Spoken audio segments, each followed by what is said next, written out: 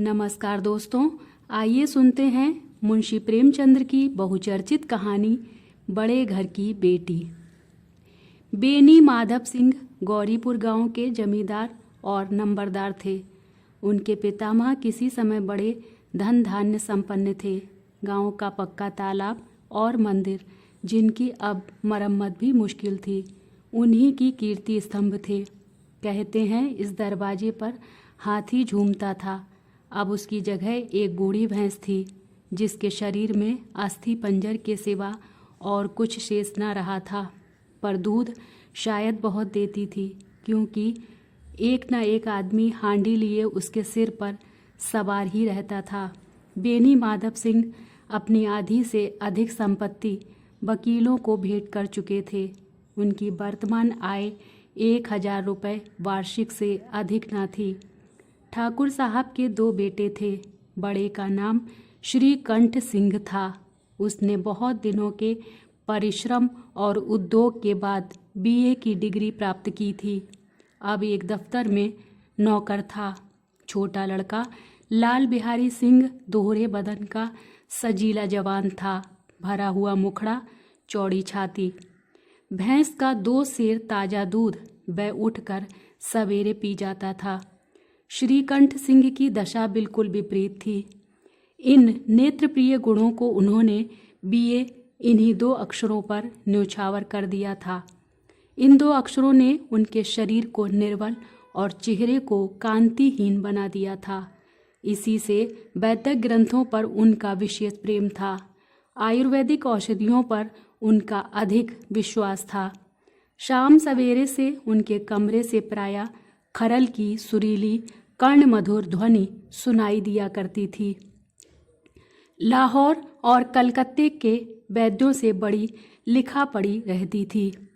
श्रीकंठ इस अंग्रेजी डिग्री के अधिपति होने पर भी अंग्रेजी सामाजिक प्रथाओं के विशेष प्रेमी न थे, बल्कि वह बहुधा बड़े जोर से उसकी निंदा और तिरस्कार किया करते थे। इसी से गांव में उनका बड़ा सम्मान था। दशहरे के दिनों में वह बड़े उत्साह से रामलीला में सम्मिलित होते और स्वयं किसी न किसी पात्र का पाठ लेते थे। गौरीपुर में रामलीला के वही जन्मदाता थे। प्राचीन हिंदू सभ्यता का गुणगान उनकी धार्मिकता का प्रधान अंग था। सम्मिलित कुटुंब के तो वह एकमात्र उपासक थे।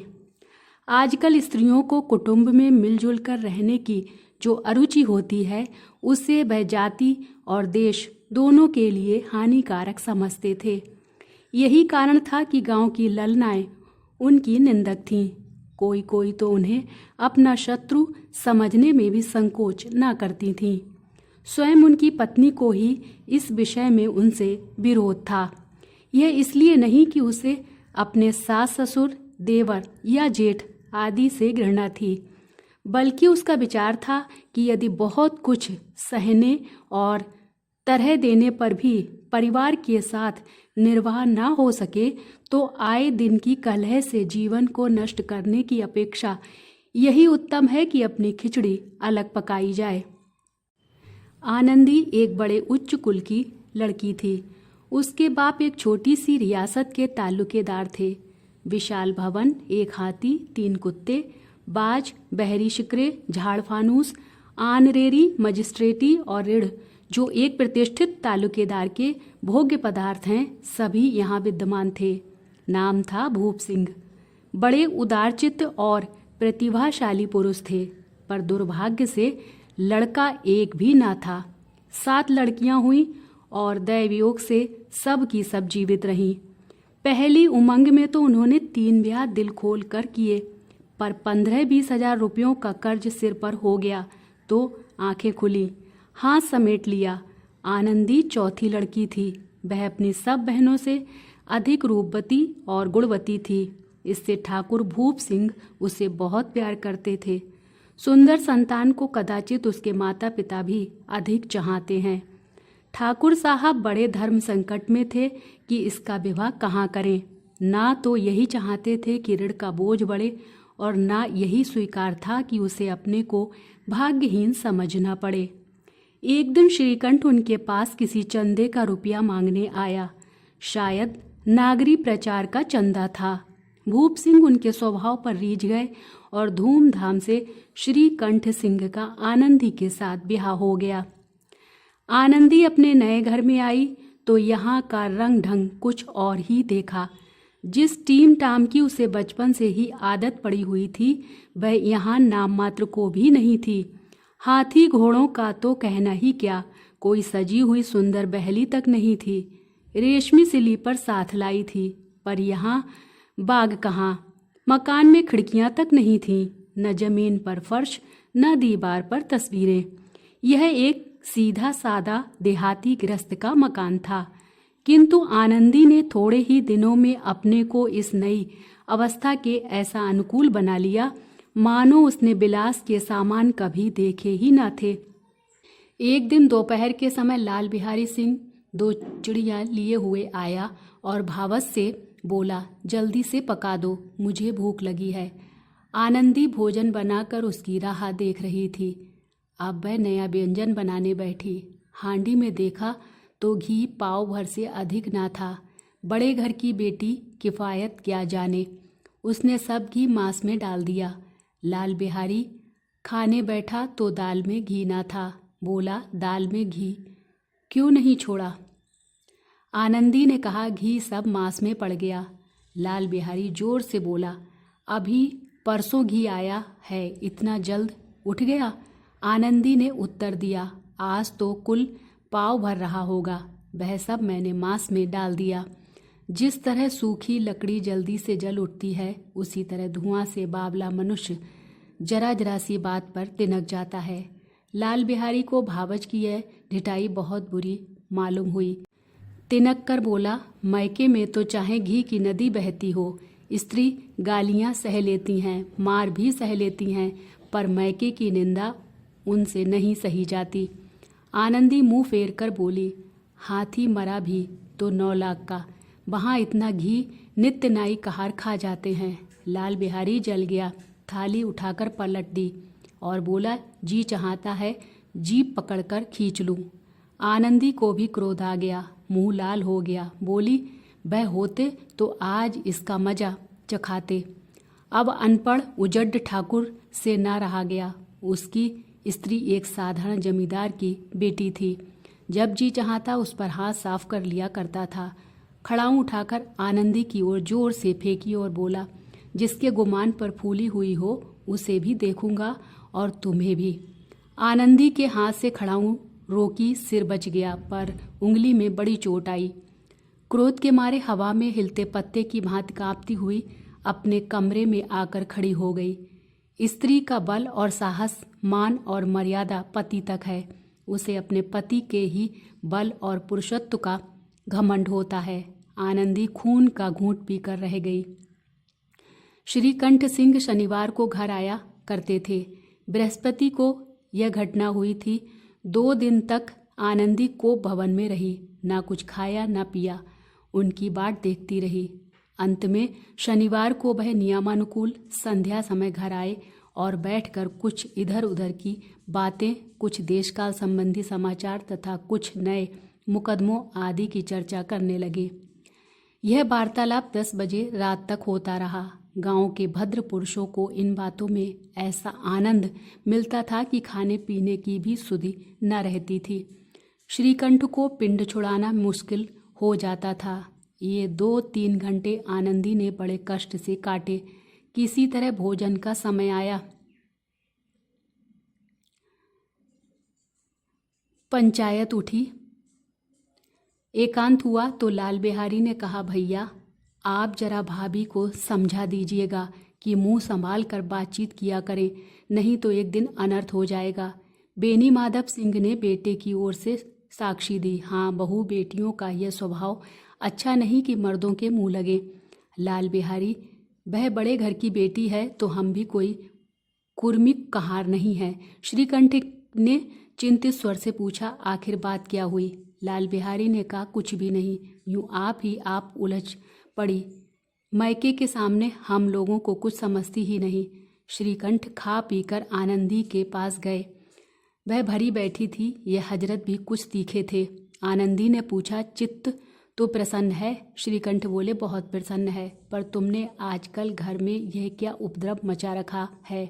आनंदी की त्यूरियों पर बल पड़ गए। झुंझलाहट के मारे बदन में ज्वाला सी दहक उठी। बोली, जिसने तुमसे यह आग लगाई है उसे पाऊं तो मुंह झुलस दूं। श्रीकंठ, इतनी गर्म क्यों होती हो? बात तो कहो। आनंदी, क्या कहूँ, यह मेरे भाग्य का फेर है। नहीं तो गवार छोकरा जिसको चपरासगिरी करने का भी शऊर नहीं, मुझे खड़ाऊं से मारकर यूं ना अकड़ता। श्रीकंठ, सब हाल साफ साफ कहो तो मालूम हो, मुझे तो कुछ पता नहीं। आनंदी, परसों तुम्हारे लाडले भाई ने मुझसे मांस पकाने को कहा। घी हांडी में पाव भर से अधिक ना था। वो सब मैंने मांस में डाल दिया। जब खाने बैठा तो कहने लगा, दाल में घी क्यों नहीं है? बस इसी पर मैके को बुरा भला कहने लगा। मुझसे ना रहा गया। मैंने कहा कि वहाँ इतना घी तो नाई कहार खा जाते हैं और किसी को जान भी नहीं पड़ता।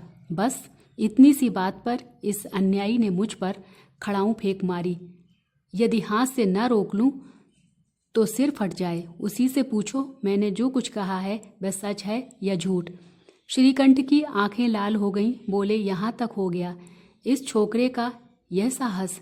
आनंदी स्त्रियों के स्वभाव अनुसार रोने लगी, क्योंकि आंसू उनकी पलकों पर रहते हैं। श्रीकंठ बड़े धैर्यवान और शांत पुरुष थे। उन्हें कदाचित ही कभी क्रोध आता था। स्त्रियों के आंसू पुरुष की क्रोधाग्नि भड़काने में तेल का काम देते हैं। रात भर करवटें बदलते रहे। उदग्नता के कारण पलक तक नहीं झपकी। प्रातःकाल अपने बाप के पास जाकर बोले, दादा, अब इस घर में मेरा निवाह ना होगा। इस तरह की विद्रोहपूर्ण बातें कहने पर श्रीकंठ ने कितनी ही बार अपने कई मित्रों को आड़े हाथों लिया था, परंतु दुर्भाग्य आज उन्हें स्वयं वे ही बातें अपने मुंह से कहनी पड़ी। दूसरों को उपदेश देना भी कितना सहज है। बेनी माधव सिंह घबरा उठे और बोले, श्रीकंठ, इसलिए कि मुझे भी अपनी मान प्रतिष्ठा का विचार है। आपके घर में अब अन्याय और हठ का प्रकोप हो रहा है। जिनको बड़ों का आदर सम्मान करना चाहिए वे उनके सिर चढ़ते हैं। मैं दूसरों का नौकर ठहरा घर पर रहता नहीं। यहाँ मेरे पीछे स्त्रियों पर खड़ाऊ और जूतों की बौछार होती है। कोई एक की दो कह ले यहाँ तक मैं सह सकता हूँ, किंतु यह कदापि नहीं हो सकता कि मेरे ऊपर लात घूंसे पड़े और मैं दम न मारूं। बेनी माधव सिंह कुछ जवाब न दे सके। श्रीकंठ सदैव उनका आदर करते थे। उनके ऐसे तेवर देखकर एक बूढ़ा ठाकुर अबाक रह गया। केवल इतना ही बोला, बेटा, तुम बुद्धिमान होकर ऐसी बातें करते हो। स्त्रियां इस तरह घर का नाश कर देती हैं। उनको बहुत सिर चढ़ाना अच्छा नहीं। श्रीकंठ, इतना मैं जानता हूँ, आपके आशीर्वाद से ऐसा मूर्ख नहीं हूँ। आप स्वयं जानते हैं कि मेरे ही समझाने बुझाने से इसी गांव में कई घर संभल गए। पर जिस स्त्री की मान प्रतिष्ठा का ईश्वर के दरबार में उत्तरदाता हूँ, उसके प्रति ऐसा घोर अन्याय और पशुवत व्यवहार मुझे असहनीय है। आप सच मानिए, मेरे लिए यही कुछ कम नहीं है कि लाल बिहारी को कुछ दंड नहीं देता।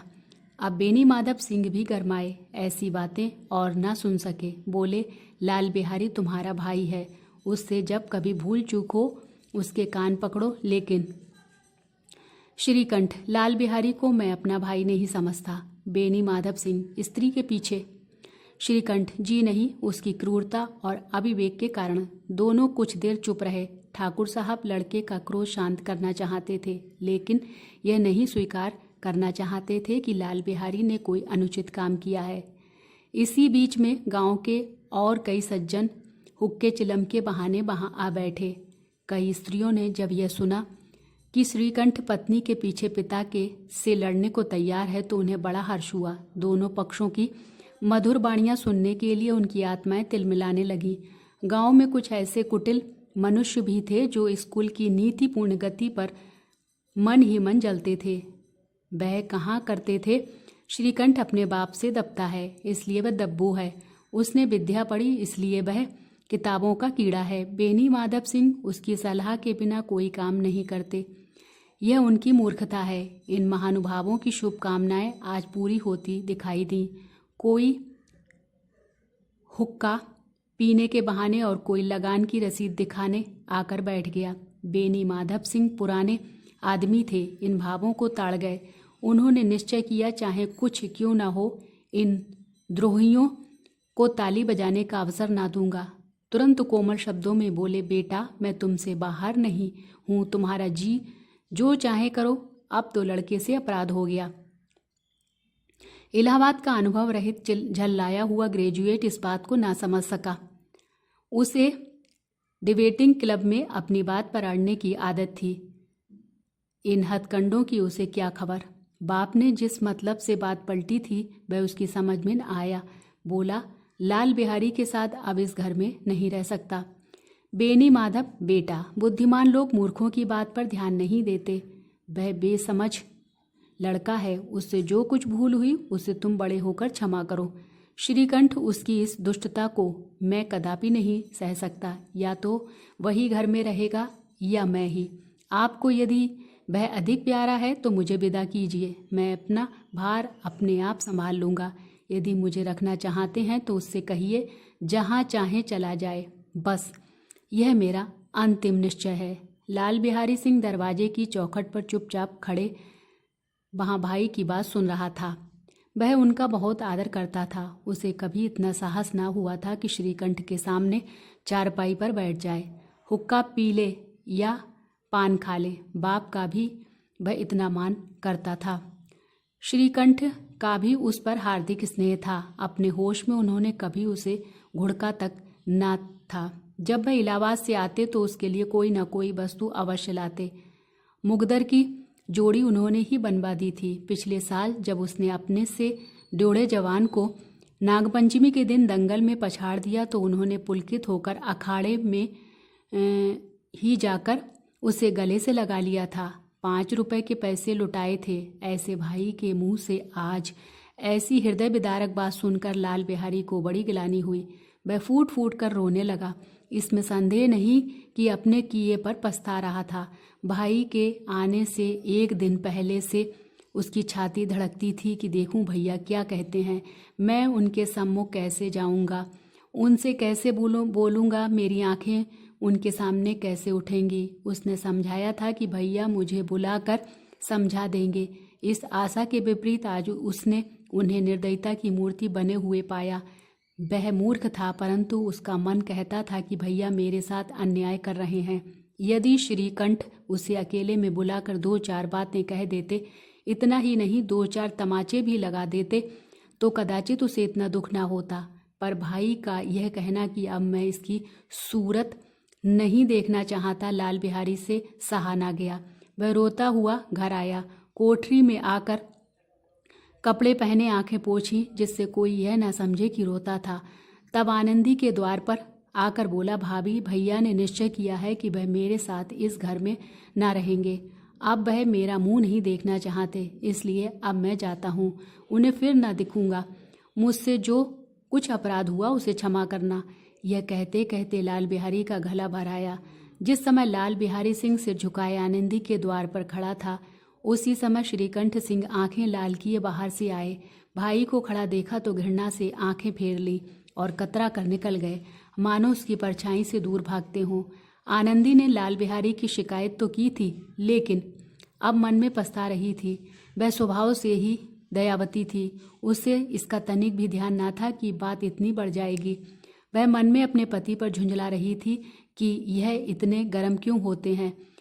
उस पर यह भय भी लगा हुआ था कि कहीं मुझसे इलाहाबाद चलने को कहें तो कैसे क्या करूंगी।